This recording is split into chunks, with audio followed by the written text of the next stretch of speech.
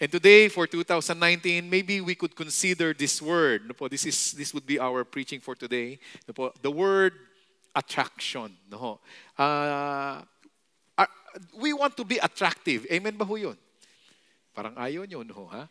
We want to be attractive. I want to be attractive. No po? We invest much for us to be attractive. Kaya ang mga babae, nagpapariban. Because we want to be attractive. No po? We invest on our grooming. No po? We invest on our personality development. We invest on what? Yung ating speech, no po? Talent, our skill. No po? Lahat po na ito ay nag-i-invest po tayo. We put money into it so that we could project ourselves for the better. No po? We invest on our clothes. Ayan, para ika nga po talagang maganda po ang ating pagpo-project ng ating sarili. We want to be attractive. Amen ba yun? No? And I tell you, there is nothing wrong with that. That is really, really okay. No po, talagang tama po yun. No po, na ayusin po natin ang ating sarili. But the point is, pag tayo po ay naging attractive, what's the purpose? What's the point? Is it an end to itself? Is it an end to itself? Doon lang ba nagtatapos yun? At kung ang pagiging attractive po natin or pag-i-invest natin sa ating sarili, hanggang doon na lang yun, then maybe it could be a fatal attraction. Po, magiging fatal. No po. Ano po ang ibig kong sabihin? No po, let me just elaborate this a little bit more further. No po, if we will be the center of attraction, no, maybe we will be the center of distraction. Nadidistract na sa atin ang mga tao sa kapaligiran. And then there will be subtraction in our life. We want a plus. We want a multiplication. We want exponential growth. We want exponential increase in our life. But if we will be the center of attraction, distraction, then it could be subtraction, and then it could be destruction. And this would be the message for today. No po, ano ba ho talaga ito? No? Gusto natin maiwasan ang bagay na ito kasi sa Biblia or sa Biblia meron po tayong sinasabing the Holy Trinity. And we're familiar with the Holy Trinity. Amen? No. But there is also what I call the unholy Trinity. Are you familiar to this unholy Trinity? And maybe, wag naman po sana, baka ito na po ang ating wino-worship. The unholy Trinity. And what is this unholy Trinity? Maybe we are not conscious about. It would be the I, the me, and the myself. Yan po yung unholy Trinity. So today, no po, for our 2019, no po, hallelujah. So alam ko po, marami pong gumawa na ng mga New Year's resolution para hindi matupad. No. Naisulat na po natin ang mga hindi natin tutuparin. No? What would be the verse na pwede po nating bitbitin for the whole year, no po? Ano ba ho ang ating baon for this whole year? And this 2019, I pray that this could influence you somehow, no po, for 2019. I would like to bring you to 1 Corinthians chapter 10, verse 31. It's one verse that we would love to study today. And it says here, no po, so whether you eat or drink or whatever you do it all for the glory of God. This year, really? So whether you eat or you drink or whatever you do it all for the glory of God. Can we bow our heads and let us pray? Dear God, Heavenly Father, I commit to you this wonderful Sunday, oh Lord God. Again, let me say thank you for allowing us to step into 2019. Others were not able to do so. Our friends, our relatives, some of them they were not able to do so, but you have allowed us. And for this, we are grateful to you. Panginoong Diyos, pagpalain niyo kami ng iyong salita. May dahilan bakit kami pumasok ng 2019. May magandang dahilan. And pagpalain mo kami ng iyong salita. Ito pong aming panalangin sa pangalan ni Jesus. Amen and amen. Hallelujah. Sige po. Palakpakan po natin ang Panginoon. So, with this verse, the word eat and drink, it talks about the basic necessity of life. No po, the basic necessity. So when you wake up, you brush your teeth, no po, it means this has to give glory to my God. Wow. you comb your hair, no po, we wash our face, we take a bath, we ride the jeepney, or we ride the tricycle, we ride the bus. All these basic things, we thought na we are not mindful anymore. We are not conscious about it anymore. Nevertheless, even though we are not conscious about it anymore, maging conscious tayo na ang mga bagay pala na ito ay dapat magbigay gloria sa Panginoong Diyos. No. Sa ating paglalaba, siguro, pamamlansya, pagluluto, it must give glory to our God. And if we say whatever, more than the basic, so kung hindi na po siya basic, whatever, maybe you are more sophisticated, it's about the ministry, it's about your work, it's about your profession, it's about your business, it's about being a doctor, an engineer, a dentist, etc., etc. All these, a musician maybe, all these, the end point must give glory to the Lord. Kaya kailangan po natin i-improve ang ating sarili, kailangan po natin ayusin ang ating sarili, kailangan maging excellent tayo sa ating sarili. Amen ba ho yun? And tayo po ay maging attractive. Kailangan tayo maging attractive. Pwede mo bang tanungin ang katabi mo, am I attractive? Nako, parang inisnab ka, no ha? Parang naisnab ka tuloy, no? Am I attractive? No po? I want to be attractive. Honestly. Why? When you are attracted to me, I will funnel you to the Lord. No? Ako ay magiging tube. Ako ay magiging channel na pag na-attract ka sa akin, ibabato kita sa aking Panginoong Diyos. Magtatanong ka, pag attracted ka sa akin, magtatanong ka, bakit ka ganyan? Maituturo ko ang Panginoong Diyos at magbibigay tayo ng gloria sa kanyang dakilang pangalan. Amen. Hallelujah. And that is the reason why we want to be attractive. No? Kaya tayo nag-i-invest para po sa ating Panginoong Diyos. So pag nakitang maayos ka, maaliwalas ka, di ba? Napapalapit ang tao at nagtataka, bakit ka ganyan? Ayan. So may papakilala ko ang aking Panginoong Diyos. No? And if attraction is an end to itself, it's very dangerous. I will say it, I have said this many times and I will say it again. Glory is dangerous to your health. Did you hear me right? Glory, hindi kaya ng tao ang gloria. Mahirap po yun. Kaya ang gloria ay ibinibigay natin sa Panginoong Diyos. So if being attractive is an end to itself, let me share with you what is said in Isaiah 14 verse 12 to 14. It says here, how you are fallen from heaven, O Lucifer, son of the morning. Meron ba ho dito ang pangalan Lucifer? Wala naman. Salamat. No. Baka ma-offend. No. So how you are fallen from heaven, O Lucifer, a beautiful angel, Lucifer. O Lucifer, son of the morning. How you are cut down to the ground. Kung bakit ka sinagad ng Panginoong Diyos.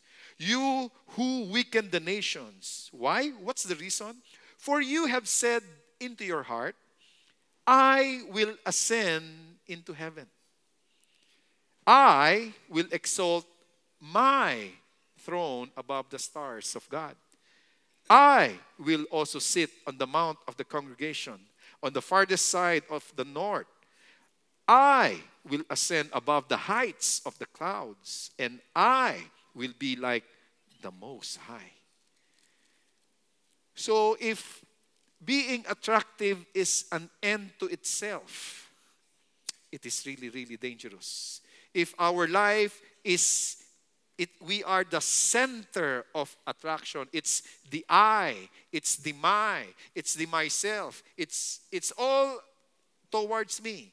Then it's really, really dangerous. We are being cut down to the ground. And would you mind, how many circles do we have here? Napakabilis magbilang, no? We have 6 circles. Does the number 6 ring a bell to you? Meron bang meaning ang 6? And if others doesn't know what 6 really means, Revelation 13:18, here is wisdom. Let him who has understanding calculate the number of the beast. For it is the number of a man, his number is 666. At pag yan ang magiging plate number ko, never mind. Naunawaan niyo ba ho yun? No, hindi po maganda. Pag yan ang magiging address ng bahay ko, wag na lang din. No po, hindi po yata maganda. No? It's the number of the beast. So, saying I, attracted to you only to be an endpoint is dangerous. No po. Kaya po ang ating church, pag tayo po ay nagawa ng logo, this is our logo. It speaks volume of our culture. It speaks volume of our core values. No po. And hihimay-himayin ko lang po, idadissect lang po natin ang ating logo. No po. Of course, ang ating logo may cross. At sa cross na ito, ang Panginoong Diyos ay namatay, no po, para sa aking kasalanan. Hindi po siya namatay dahil sa kanyang kasalanan. Namatay po siya para sa aking kasalanan. Para tayo po lahat ay magkaroon ng buhay na walang hanggan. No po? It's the cross. No po? That's the meaning of our cross. Sige po, palakpakan po natin ang Panginoon. No? And of course, the Lord have not left us orphans. He gave us the Holy Spirit. That sign talks about the Holy Spirit. And this would be the international logo of Church of God. So Church of God is in 185 countries all over the world. No po. So when you go abroad, no po, namasyal, o doon ka na nakatira, kasama mo iyong pamilya, when you see this logo, then it would be Church of God. No po. Yan po ang international logo po ng Church of God. And in the Philippines, if you see this, no po, we exalt you, Jesus. We just want to make sure that every time you see this, it would be a reminder, isa lang ang sisikat sa simbahan na ito, ang Panginoong Hesukristo. Yun lang po ang sisikat. Amen? Sige nga po, palakpakan po natin ang Panginoong Diyos. It would be reminding the leaders, it would be reminding everybody, no po, isa lang po ang sisikat sa iglesyang ito, ang Panginoong Diyos. Siya lang po ang ating itinatanghal. Siya lang po ang ating itinataas. Minsan po, no, alam niyo po, ako po, pag hindi po ako ang preacher, ako po ay nakaupo doon sa likod. No. Ayoko pong umupo sa harap, baka matawag ako ng pastor. No. Kaya doon lang po ako sa likod. And one time, no po, when it was preaching part, during the preaching part, no, somebody was already preaching here. I was seated at the back and listening to the sermon. Kinalabit po ako nung katabi ko. Sabi niya, Brad, sabi sa akin, pwede bang magtanong? Sabi ko, ano po yun? Yan ba yung si Pastor Anthony Velasco? Sabi niya sa akin. Sabi ko, hindi po yan yun. Hindi po siya yan. No po. Ako po ay masayang-masaya. No po. Masayang-masaya. No po. I am among the crowd and I love it. At uulitin ko po, isa lang ang sisikat, ang Panginoong Hesukristo. No po. Sige po, palakpakan natin ang Panginoon. Hallelujah. No po. So if it is not like this, no po, if it is not like this, then if I am the end point of attraction. If the pastor would be the end point of attraction, let me reiterate, it's dangerous. If the musicians, because they are so good, the worship, because they are so good in singing, they're so good, amen? Are you blessed with the worship? Amen. If they will be the end point of attraction, very dangerous, because we will be a distraction to everyone. Nakaka-distract na po pag glory to me. No? So marami pong nakaka-distract, mahirap pong nadidistract. Kaya po pag ikaw ay nagdadrive ng kotse mo, don't use cellphone. Distraction. Isang pikit mata, there could be an accident. No po. The cost, it would be very costly. That's what I want to say. No po. No cellphone while driving. No po. No earphones while crossing the pedestrian. Parang awa nyo na. No. Parang awa nyo na. Dami ako nakikitang kabataan, crossing the pedestrian. Do you wanna die? Minsan gusto ko tanungin yung mga kabataan eh. Do you wanna die? No? You will not be aware of, you will not be conscious of what's going around. Ayoko po no. Kung makikita nyo po sa golf, pagtitira, tahimik. No po, ayaw ng distraction. No po. Makikita nyo po sa tennis, ang game na tennis, tahimik na laro. They don't want distraction. Aside from, pag na-distract ka, aside from it is dangerous, no po, it might cost your life and limb, no po, distraction will not make you able to fulfill your full potential. Nadidistract ka eh. nadidistract ka eh. Hindi mo mararating ang potential mo. Maraming distraction.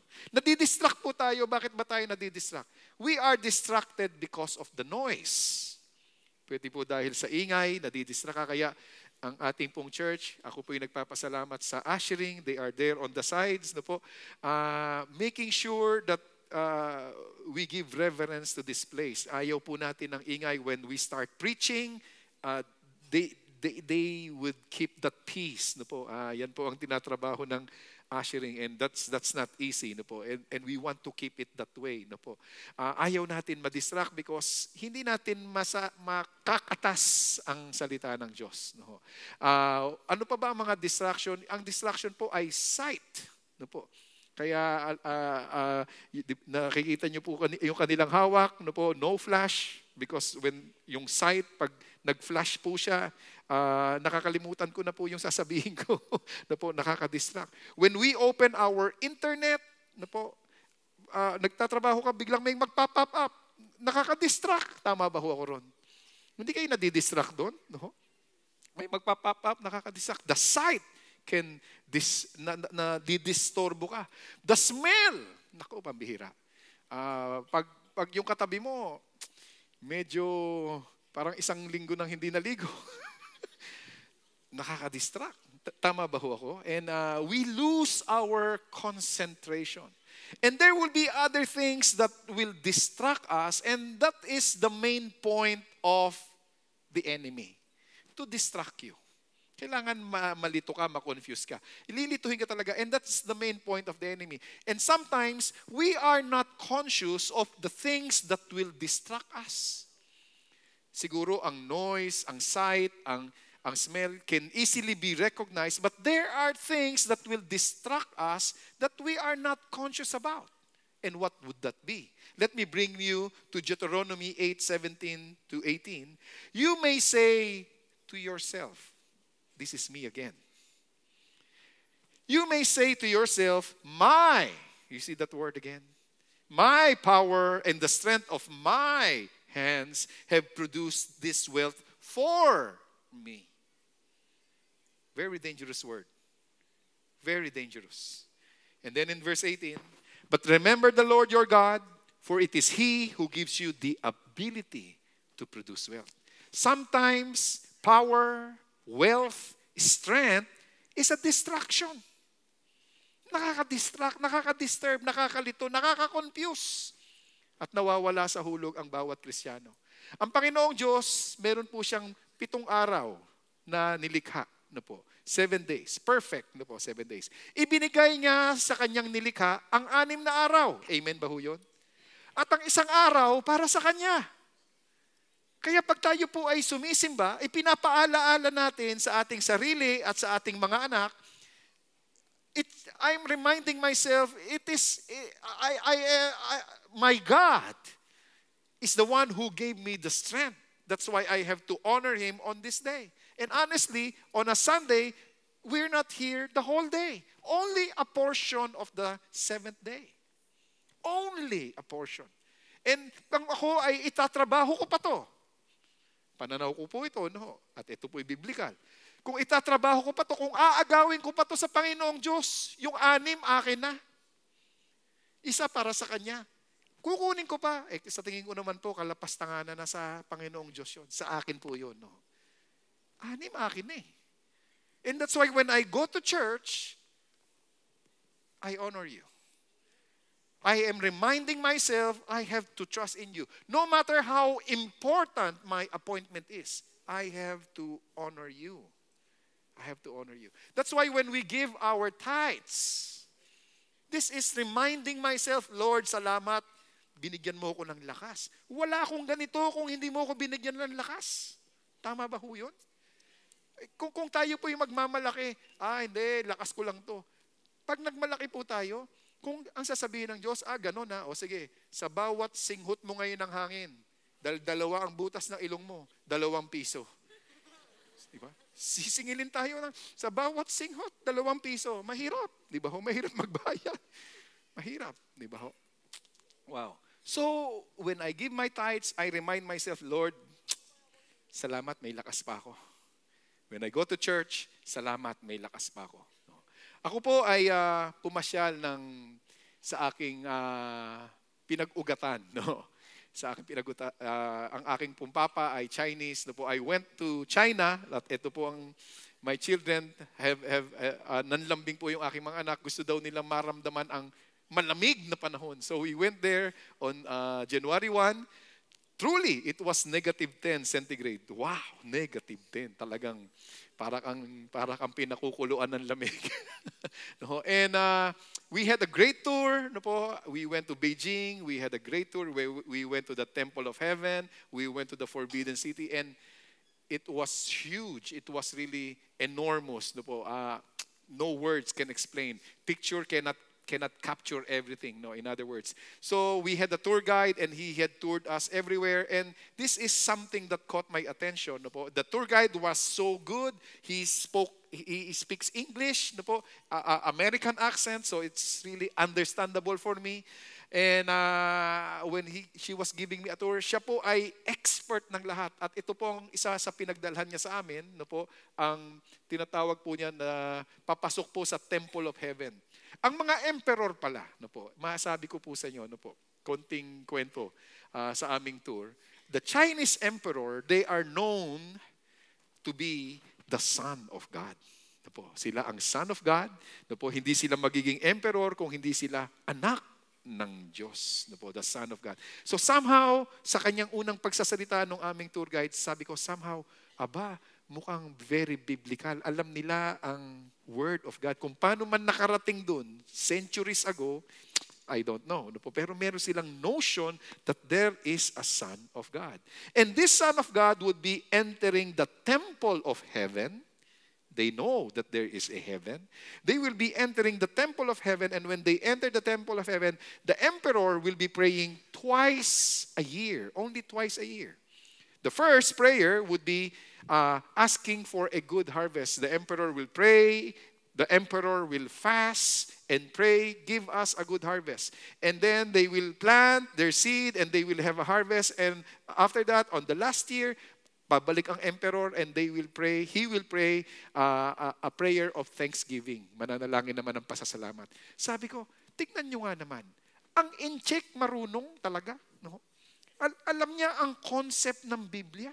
Sabi ko, ito po yung hindi pa sila napopollute.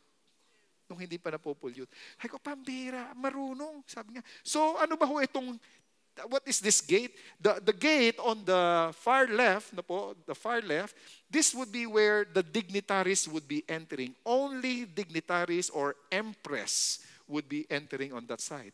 On the right side, on the right side, only the emperor will be passing on the right side. It is only the Son of God who would be entering on the right side. Guess who would be entering in the middle? Guess who would be entering the middle? It would be God who would be entering the middle. And no one, for centuries, wala pong dumadaan dyan sa gitna dahil Diyos lang ang dadaan dyan sa gitna. Ganon po binibigyan ng mga Chinese ang respeto, ang honor, ang gloria para sa Panginoong Diyos. No? At habang nagsasalita po itong aming tour guide, sabi ko, namamangha po ako sa sineshare niya. Sapagkat alam niya lahat, no po, alam niya lahat. At mayroon pong sacrifice when you enter that, mayroong mga sacrifice, parang Solomon's temple, ganoon, may nagsasacrifice, no, etc., etc. Very biblical, no? At in the middle of our tour, sabi ko sa kanya, lahat alam mo, sabi ko doon sa tour guide, lahat alam mo. Ang galing, sabi ko, natututo ako sa'yo, na-educate ako. Sabi ko, yung gitna na sinasabi mo, the God of heaven who will pass by. Sabi ko, kilala mo ba yan? Sabi niya, hindi ko nga kilala yan. Sabi ko, hindi nga ako kilala. Sabi ko sa kanya, ako kilala ko yan. Hindi niya kilala. Lahat alam niya, puwera yung dumadaan sa gitna. Pambira. Di, eto na, pastor ako eh. Nagkataong pastor po ako, so nagsisimula po ako mag-share. No po, nagpahapyaw ako, pinakita ko po yung pangalan ni Jesus sa sulat Chinese. No po, pinakita ko po. At somehow I restrained myself a little bit. Though she was interested. No po, really, that is your king? That is your God? Yes, sabi ko, he's not only the king. He is the King of Kings, sabi ko. Di lalong nanlaki yung mata niya, what? The King of Kings? Oo, sabi ko. Kaya lang, sabi ko, kasi tinatansya ko po eh. Bakit ko po siya tinatansya? Hindi ako makatodo ng share. Bakit po? Kasi when I applied for visa, going there, na-reject po ako ng sandali. Bakit po ako na-reject? Kasi, tanong, occupation. Ang nilagay po, pastor.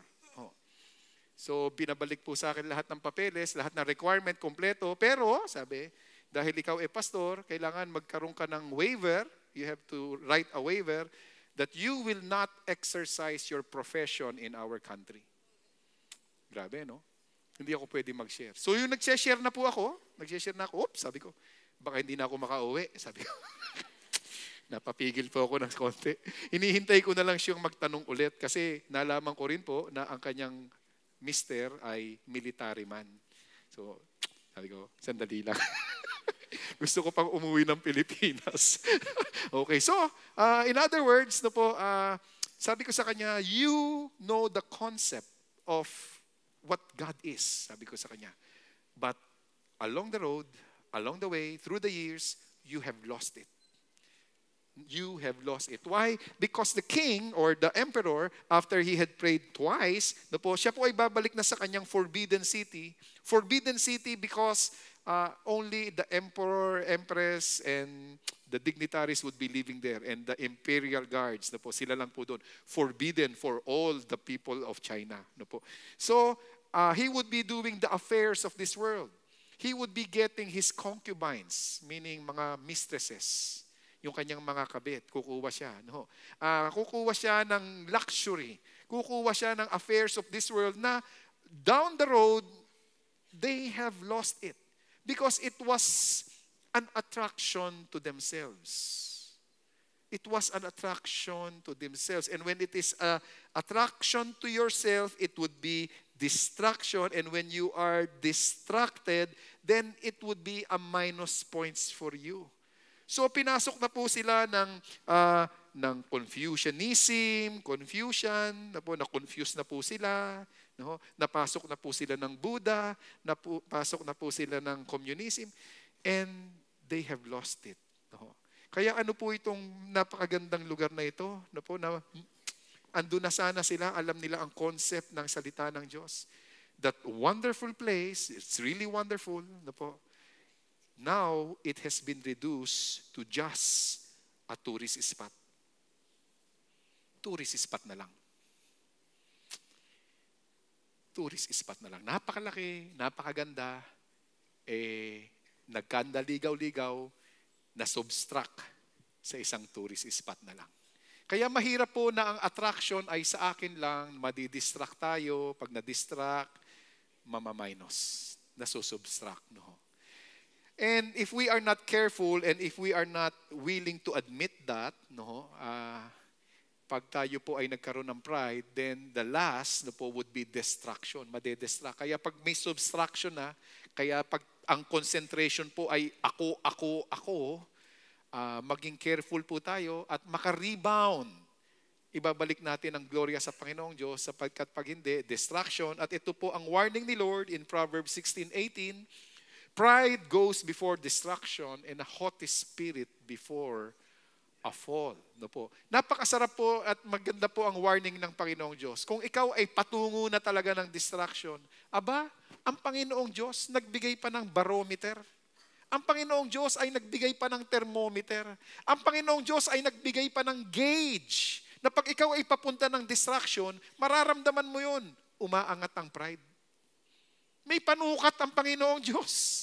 No? Na kung patungo na, yan na ang tinatahak mong landas, ang kasamaan, ang distraction, ang kawasakan, mararamdaman mo pala yun. Pride goes before Distraction. Tumataas ang pride, no po, na masisira po tayo. Kaya habang tayo po ay nasa attraction pa lang sana, alam na natin kung kanino natin ibibigay ang gloria. Be attracted to me. Yes, please be attracted to me. And as you are attracted, may I have the skill, may I have the dexterity that I can funnel you out to the Lord my God.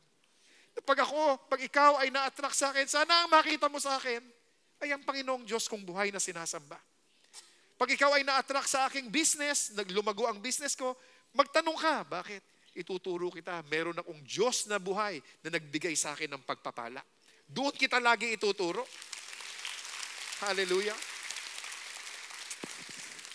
Be attracted to me. Meron po isang tao, kilalang-kilala po ninyo yan. Wow. Ako po ay isa sa mga fan nitong taong ito, si Freddie Mercury. At itong si Freddie Mercury, ito po ay kapanahunan ko, ako po ay bilib na bilib dito. Lahat ng album, meron ako niyan. Lahat ng album. Hindi lang album, dati tape . Sa mga millennial, hindi nyo na alam yung salitang tape. Baka akala nyo masking tape. Meron akong maraming tape niyan, album, talagang yan ang pinakikinggan ko. At minsan, sa aking pagre-review ngayon ng kanyang buhay, when he had a concert in Buenos Aires, Argentina, he had packed a crowd of 300,000. Pampihira, sabi ko. Tayo po ay nagkaroon ng Go Beyond Convention. We only pack a crowd of 10,000. This guy had packed that crowd of 300,000. Sabi ko, pambihira. At saka para patunugin mo ng maayos yun. Yung 300,000 na yun. Ako'y na-amaze. At during their time yun, hindi panahon natin. Sabi ko, na-amaze lang po ako. So this guy got the attraction of the world. He got it. Attracted.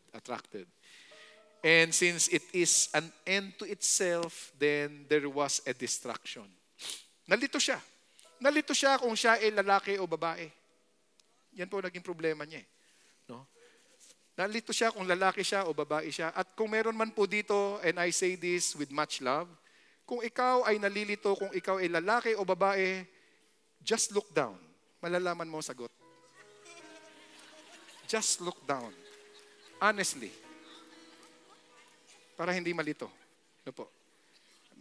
Minsan nalilito . Just look down and you'll get the answer. Attraction, na-distract po siya. At nung nag-distract siya, nagkaroon na po siya ng AIDS. Hindi nga ho kasi pwede. The Bible says it's not possible spiritually, it's not okay. And pag pinilit mo sa physical, hindi nga pwede. Magkakasakit nga . Hindi nga pwede. Nag-subtract and then na-distract. He died at the age of 45. Batang-bata. Kaya mahirap po yung attraction to oneself. If it would be an end to itself. Finally, so whether you eat or drink or whatever you do, do it all. Do it all for the glory of God. And the Greek word is doxan. This is where the word doxology came from. Glory, praise, worship. Ibigay natin ang lahat sa Kanya para sa Panginoong Diyos. Ang gloria ay para sa Kanya. In whatever I do, kailangan magbigay ng gloria sa Kanya. So ano ba ang ginagawa natin bilang Pilipino? Alam niyo po, ano daw po ang Pilipinas? This report doesn't give glory to God. Kaya kung meron pong taong gobyerno rito, sana isa ka sa makakabawas-bawas ng mga ganitong salita para sa ating bansa. Because this kind of report will not give glory to my God. Kaya pag tayo'y taong gobyerno, tayo'y empleyado, I do not want to be corrupt because it is not giving glory to my God. Pag ang Pilipino, pag sabi, Pilipino, anong Pilipino? Bad service yan. It will not give glory to God pag yan ang bansag sa atin. Pilipino, pwede na, ang pwede dyan. Hindi nagtatrabaho ng excellent yan. It does not give glory to my God. Pilipino, kung saan nagtatapon ng basura yan. It does not give glory to my God. Think about it.